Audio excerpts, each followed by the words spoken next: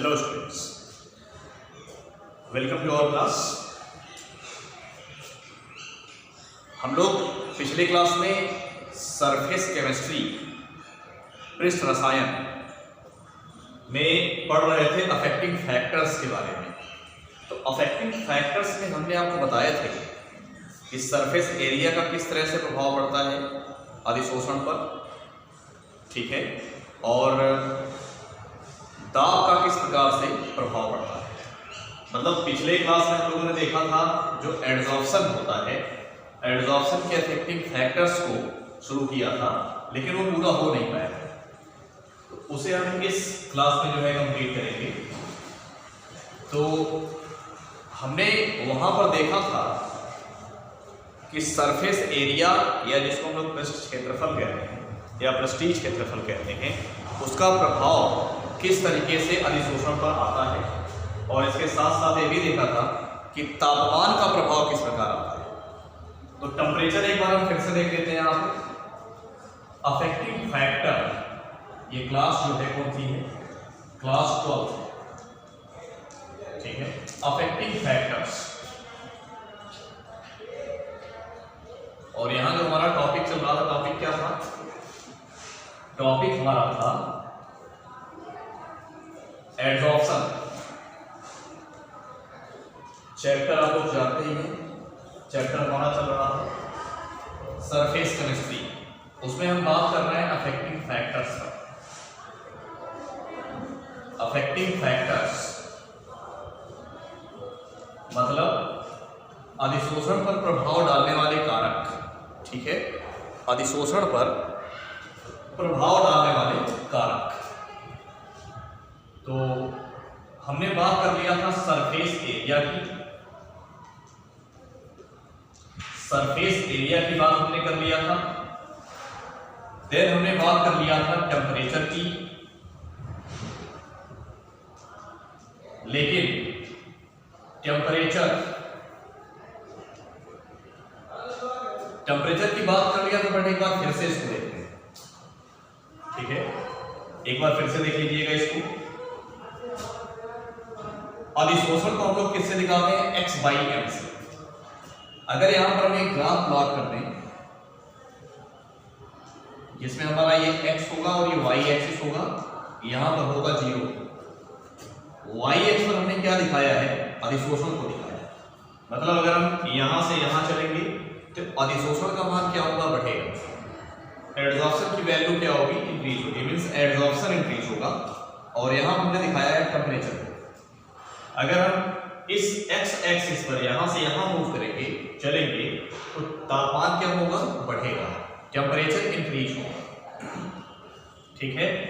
तो अब यहां ध्यान से देखिएगा कि अगर हम टेम्परेचर इंक्रीज करते हैं तो एड्जॉर्प्शन क्या है, वो डिक्रीज होता है।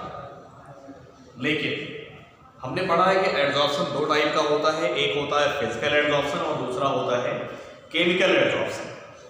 फिजिकल एड्जॉर्प्शन में टेम्परेचर का इफेक्ट थोड़ा अलग तरीके से आता है, बट केमिकल एड्जॉर्प्शन में इसका इफेक्ट अलग तरीके से आता है। तो फिजिकल एंड केमिकल को अलग अलग करके हम लोग पढ़ेंगे तो चीजें हमें क्लियरली समझ में आएंगी।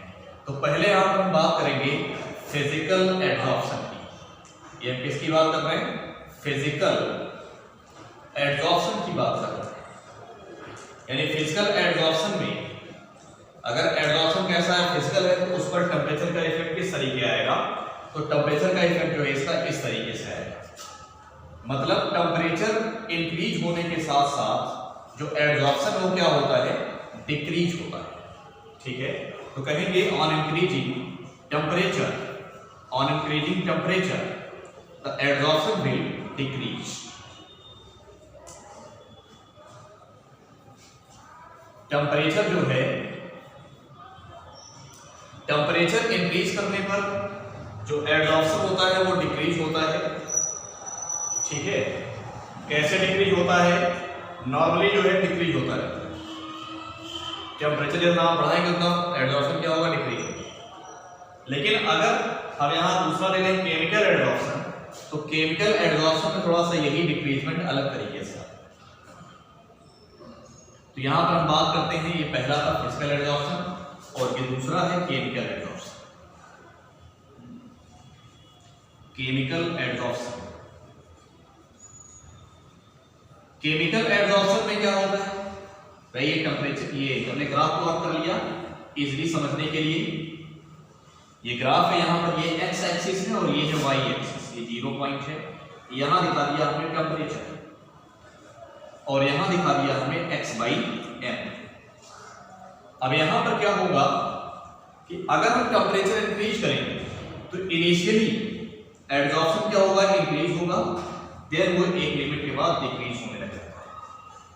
मतलब केमिकल एड्जॉर्प्शन अगर है, केमिकल एड्जॉर्प्शन में अगर आप टेम्परेचर इंक्रीज करेंगे तो पहले एड्जॉर्प्शन इंक्रीज होगा, देन वो डिक्रीज होगा।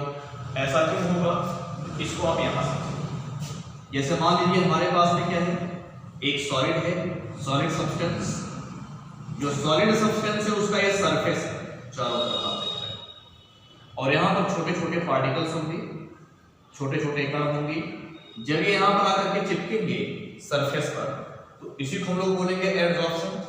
लेकिन अगर ये केमिकल एड्जॉर्प्शन है, यहाँ पार्टिकल और सरफेस के बीच में कौन सा बॉन्ड बनेगा, केमिकल बॉन्ड बनेगा, मतलब रासायनिक बंध बनेगा। और रासायनिक बंध बनने के लिए जो हम तापमान दे रहे हैं वो क्या होता है, यूज होता है। फिर से सुनिएगा, यहाँ रासायनिक बंध बनेगा पार्टिकल और सरफेस के बीच में।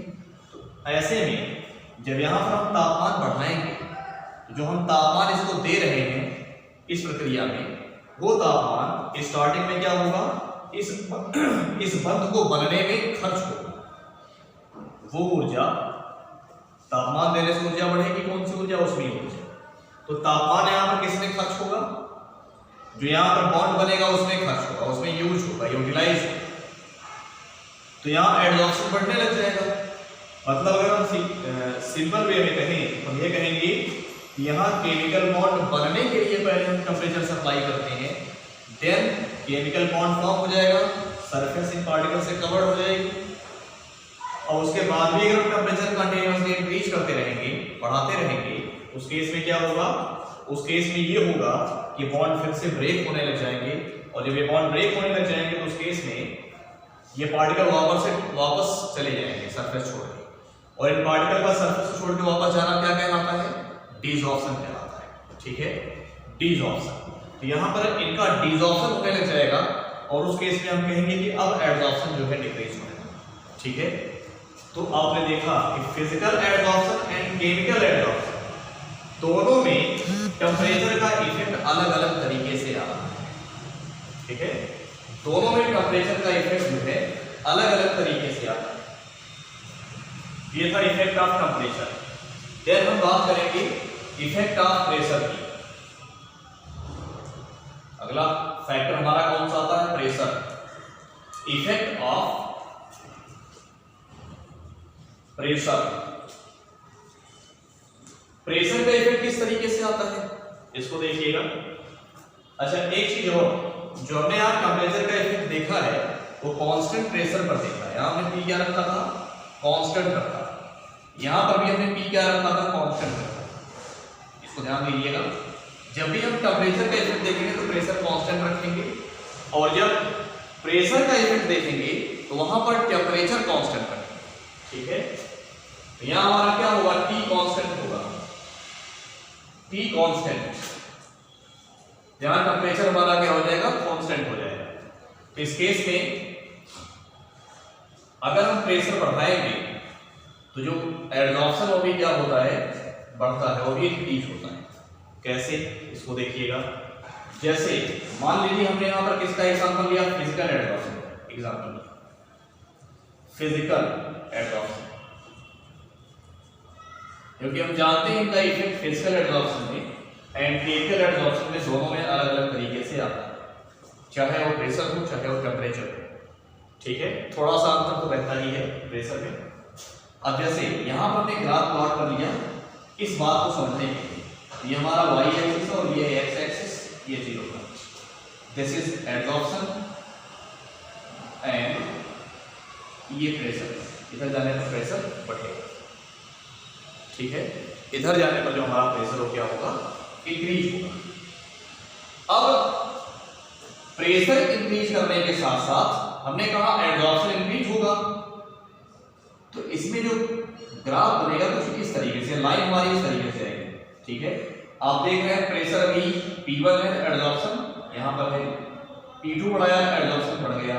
तो जिस तरीके से हम प्रेशर इंक्रीज करेंगे, जैसे जैसे प्रेशर इंक्रीज करेंगे वैसे वैसे एडजॉर्प्शन भी क्या होगा, इंक्रीज होता रहेगा, ये बढ़ता रहेगा। लेकिन एक लिमिट तक ये बढ़ेगा। अब ये इनफाइनाइट टाइम तक तो बढ़ेगा नहीं, ये जो एडजॉर्प्शन है एक लिमिट तक बढ़ेगा। लिमिट तक क्यों बढ़ेगा, यहां देखिए, जैसे हम फिजिकल एडजॉर्प्शन की बात करते हैं तो जानते हैं फिजिकल एडजॉर्प्शन वाला कैसा होता है, मल्टी लेयर। मतलब यहां पर पार्टिकल एक लेयर बनाएगा, फिर दूसरी लेयर बनेगी, इस तरीके से तीसरी लेयर बनेगी, चौथी बनेगी, एंड सो ऑन, इस तरह से लेयर बनती रहेगी, मल्टी लेयर।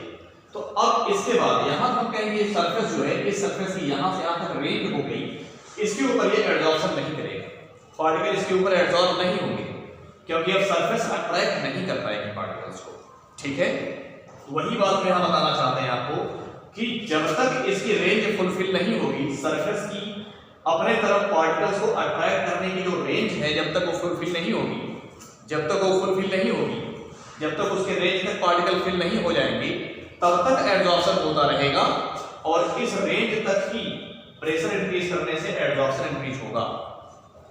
लेकिन जब हम इस रेंज पर पहुंच जाएंगे, इस बॉर्डर लाइन पर पहुंच जाएंगे, उसके बाद एडजॉर्प्शन स्टॉप हो जाएगा और वहीं पर ये लाइन जो है यहां से क्या हो जाएगी, सीधी हो जाएगी। किसके सीधी, मतलब सीधी ये x या फिर x एक्सिस के पैरेलल हो जाएंगे। हम ये कहेंगे ये जो x एक्सिस हमारा बना हुआ है, जिसमें हमने प्रेशर को दिखाया है, ये प्रेशर वाली लाइन के पैरेलल हो जाएगी।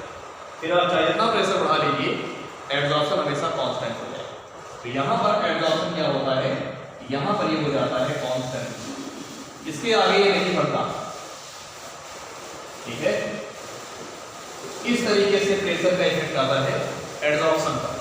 अगर हम बात करें केमिकल एडजॉर्प्शन की, तो उसमें यही लिमिट और जल्दी आ जाएगी, बिकॉज वो मोनोलेयर होता है। पहले बताया था हमने, जो केमिकल एडजॉर्प्शन होगा वो कैसा होगा, वो होगा मोनोलेयर। मतलब यहाँ पर केवल एक ही लेयर बनेगी। मोनो मीन्स होता है वन लेयर, मोनो मीन्स होता है सिंगल या फिर वन। तो यहाँ पर केवल एक ही लेयर बनेगी, इसके ऊपर लेयर नहीं बनेगी। तो जब तक ये लेयर बन रही है तब तक ये एडजॉर्प्शन हो रहा है, प्रेशर इंक्रीज करने से एडजॉर्प्शन और फास्ट हो रहा है। लेकिन जैसे ही ये लेयर एक लेयर बन जाएगी, वैसे ही स्टॉप हो जाएगा। मतलब यहाँ ये मल्टी लेयर था, रेंज ज्यादा थी, यहाँ ये मोनो लेयर है, रेंज कम है। इस वजह से फिजिकल एडजॉर्प्शन में लिमिट देरी से आएगी, बट केमिकल एडजॉर्प्शन में लिमिट क्या आएगी, बहुत जल्दी आएगी, ठीक है। तो एक सीमा तक अधिशोषण होता है, उसके आगे नहीं। आई होप आपको ये समझ में आया होगा इस क्लास में।